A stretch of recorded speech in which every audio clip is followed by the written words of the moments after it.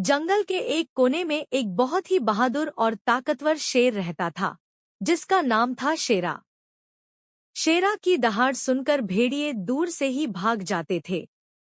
जंगल के पास के गांवों के लोग भी उसकी बहादुरी से प्रभावित थे, क्योंकि उसकी वजह से भेड़ियों का डर खत्म हो गया था।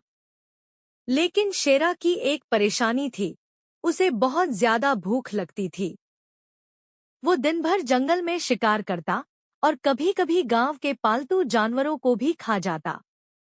इससे कुछ गांव वाले बहुत परेशान हो गए, उनकी बकरियां और मुर्गियां गायब होने लगी। एक गांव वाला बोला, ये शेर तो हमारे लिए मुसीबत बन गया है। दूसरे ने जवाब दिया, पर उसकी वजह से भेड़िए नहीं आते।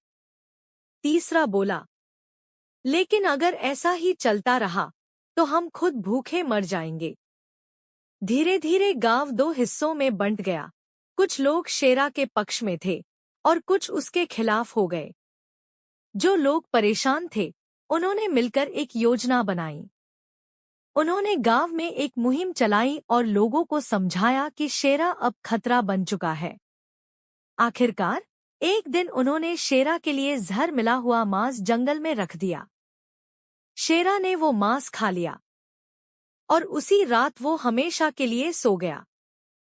शुरू में तो गांव वालों ने राहत की सांस ली, लेकिन कुछ ही हफ्तों बाद भेड़िए फिर से जंगल में नजर आने लगे। अब शेरा नहीं था, इसलिए उन्हें कोई डर नहीं रहा। धीरे धीरे उन्होंने गांव पर हमला करना शुरू कर दिया। गांव वाले बेबस हो गए। ना शेरा था, ना कोई और जो उनकी रक्षा कर सके। जिन लोगों ने शेरा के खिलाफ साजिश की थी, अब वही भेड़ियों के शिकार बनने लगे।